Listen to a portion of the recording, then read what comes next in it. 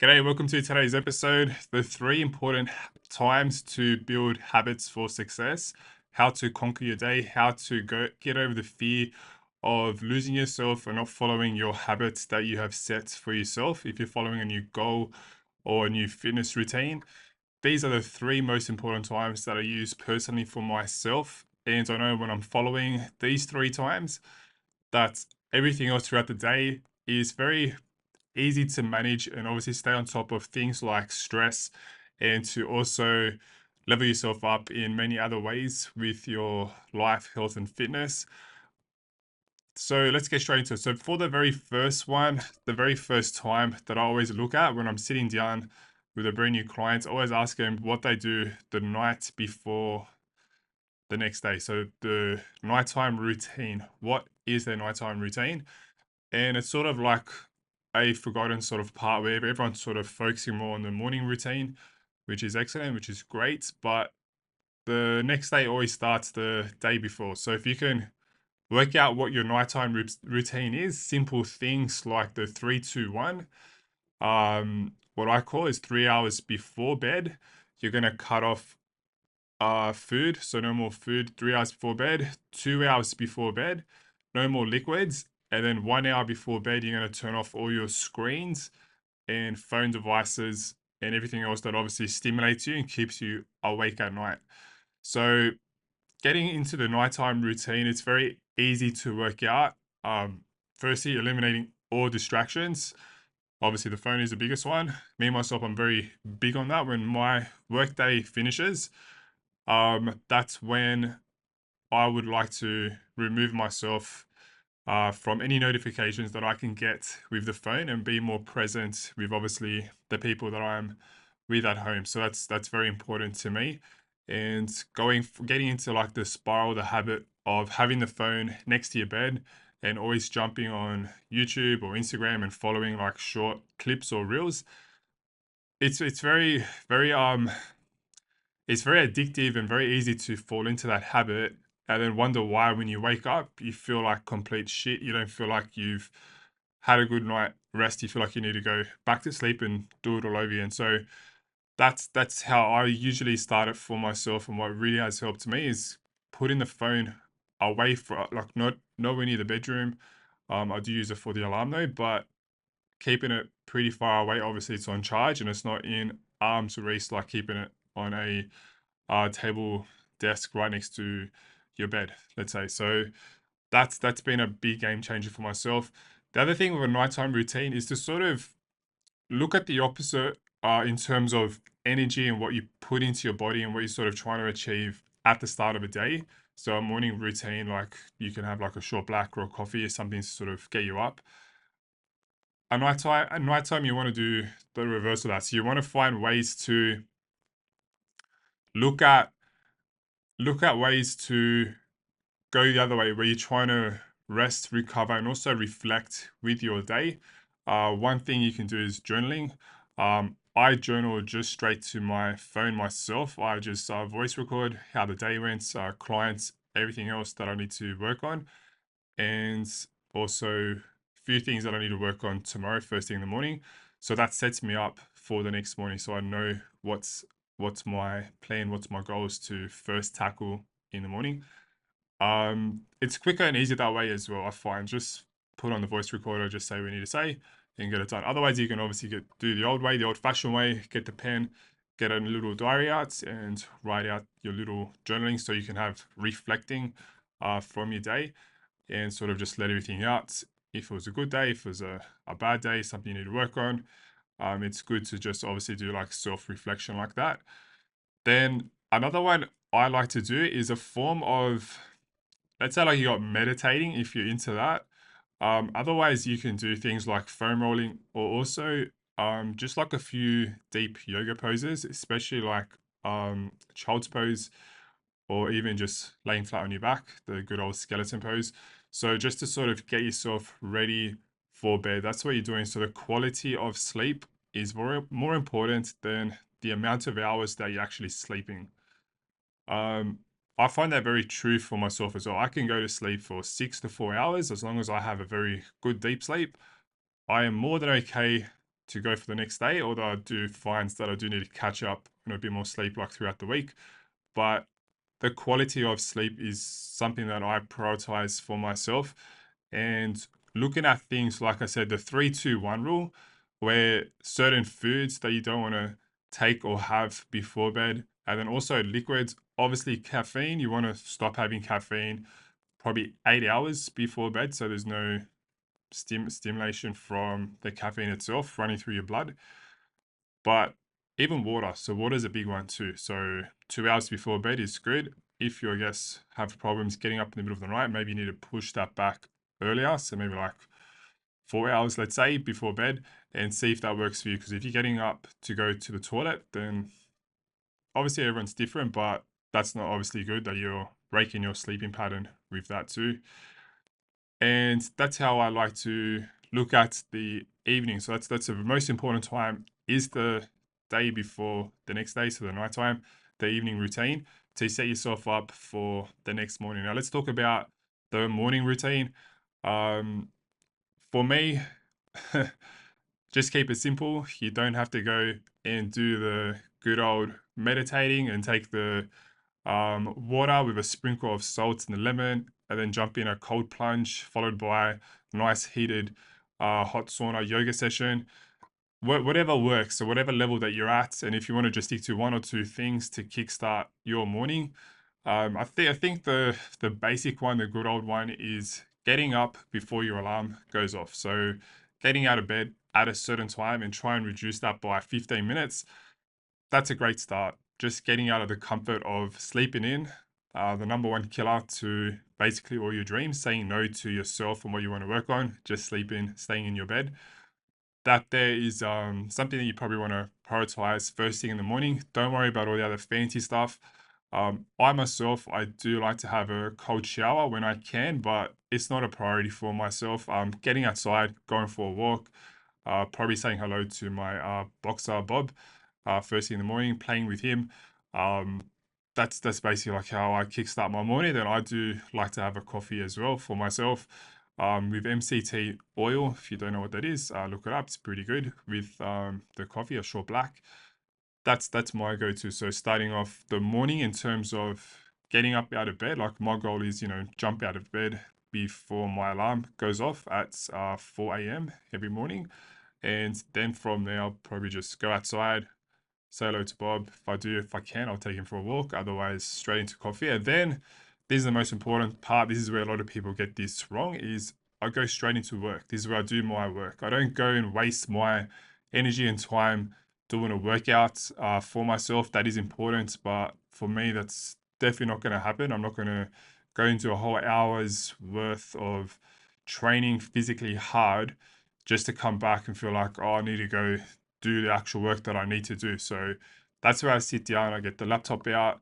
I get it nice and bright with the lights. Sort of helps, I guess, with you waking up. The earlier you see lights, the better that is for you, and helps with your sleeping patterns as well. In winter, that's something you probably want to look at as well. Obviously, well, I live here in Sydney, so in Sydney, the daylight savings does kick in, and in winter we do lose. It gets a lot darker. Then in summer, the light, even now we're in spring, the light sun starts popping out probably around even say 5:30 a.m. it will come out. So that helps with you too. If you're up, if you're sleeping in bed and it's all dark, you miss out on that benefit. If you're up and about, you're going to get the benefit of seeing the light earlier, and then when you go to sleep, it's how we're programmed. It's how we are designed with I believe it's the cardiac rhythm that when the light goes up, you're up as well. And then when the sun goes down, you're obviously getting ready to go to bed. So that's how I start my mornings is I'm straight onto the laptop and I'm doing work, whatever tasks, whatever goals that I have. I give myself about 1 hour. Another important thing that I discovered for myself is, like I mentioned before, going to the gym is one thing, but that's going to the gym for myself. One other part of that where I've made a mistake is training other people first thing in the morning. But that was in the case of, like, let's say I had my first session at 5:30 a.m. and I was putting in all my, like, so I was putting in me waking up into someone else.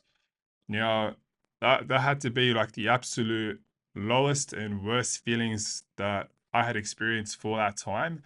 And it's something that I had to obviously work out, getting up earlier for myself and having that time, that me time, spending a time with my boxer Bob there, um, with my fiance in the morning, saying hello, good morning, instead of jumping out of bed and getting changed and then straight into helping someone else. Like that to me was a big sort of realization that you're getting up in the morning for yourself, for your goals, is very important. And if you need to structure your day, which I have now, I start my sessions a lot later in the morning. I don't start so early for that main reason. So I'm doing it for me. So that's been a big change for myself.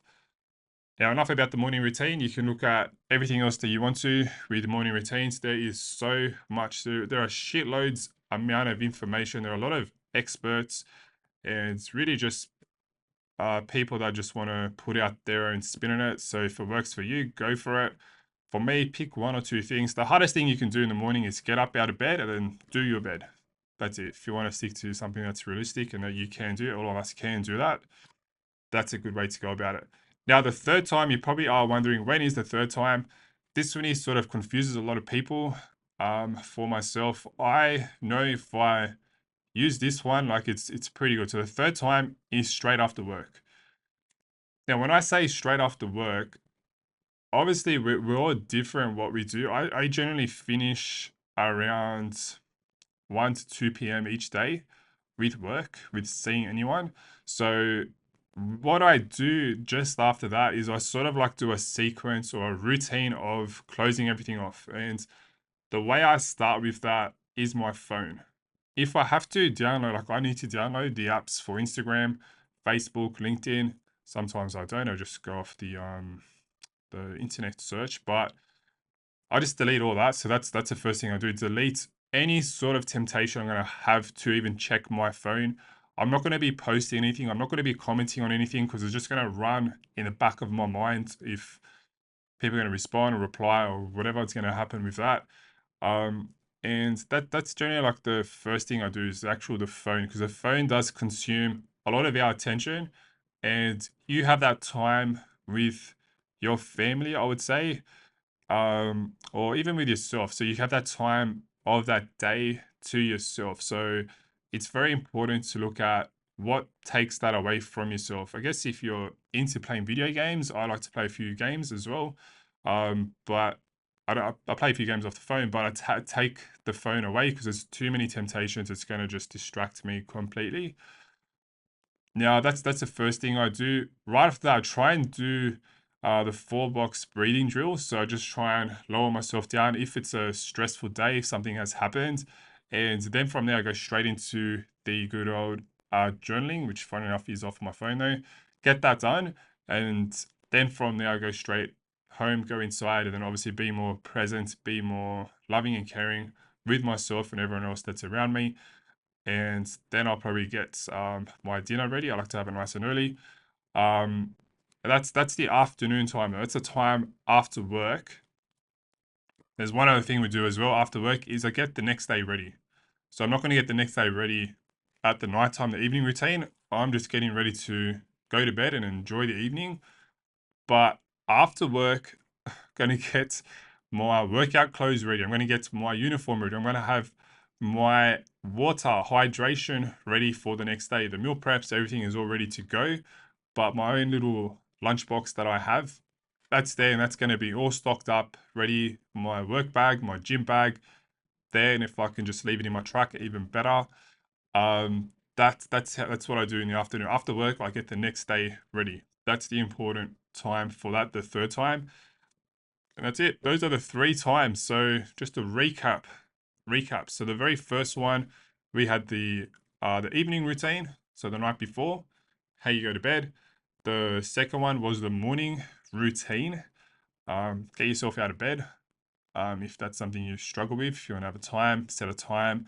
Like most people that I have worked with, they are now going back to the office and they are struggling from having to get up at a certain time, commute for let's say 45 minutes, and then go at the office at a certain time to sleeping in all the way up to like 8:55 a.m. and then roll out of bed and then jump on their virtual Zoom or whatever they did, working from home. So now they're in a very negative, very bad sort of routine, and they've lost themselves. They've lost a lot of progress within, mostly mentally as well, I would say. So getting back to the office and then getting up early to commute at a certain time.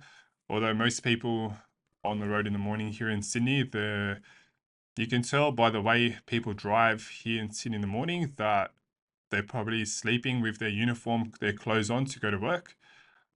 They jump out of bed just enough time to hit the road and then get at the job site or get into the office just on time. And everyone's just like in this mad rush. We all say a mad rush, but I think people are just so impatient. There's no more patience on these roads. But having that a bit more time for yourself and not feeling like you need to get up in the morning to go and serve someone else, to go and do a job. Like I work with my clients, I love what I do, but I still wouldn't choose to get up in the morning. The first thing I'm going to do is see another face and be like, oh, I'm going to give you all my energy and all my time and all my effort. I've done that. It's not the healthiest thing. People like to pray. If you're into that, I like to pray as well, first thing in the morning. So that's my relationship with myself and with my God as well. So if that's something I like to do, it's more important to me doing that than having to serve or go out there and do it for someone else. So that's why I'm saying it's important to get up at a certain time. All you have to do is work out what time you are going to bed. So if you want to average the good old 8 hours of sleep, that's something if you want to look at, then look at obviously what time you are sleeping, not what time you're in bed and scrolling on your phone for 4 hours. That's not sleeping. Another thing as well with sleeping, from my understanding, with all the new technology and that, you got the Whoop bands and the rings and all that sort of stuff. They do show you I believe it's a ROM or RAM, so it's not so much like how many hours you're sleeping. Again, back to the quality of sleep. It's how often you are getting the deep sleep. I am an amazing, very good sleeper. I hit the pillow, I am sleeping. Now, when it comes to deep sleep, that's what you want to hit. And how often do you hit that deep sleep? So you probably hit it like you have, I believe it's like the first start of the sleeping. It's like lucid sleeping. So you're sort of awake and about to drift off. Then the middle is the deep sleep. I think it goes for around 45 minutes to an hour. But then you slowly come out of that. So you sort of almost get awake and then you go back to lucid and then back to the deep sleep. The technology and stuff out there, like it actually shows you that, and it shows you how many times you can hit that within your sleeping cycle. Then it gives you a quality score of how good, I guess, how quality of your sleep is compared to everyone else on an average.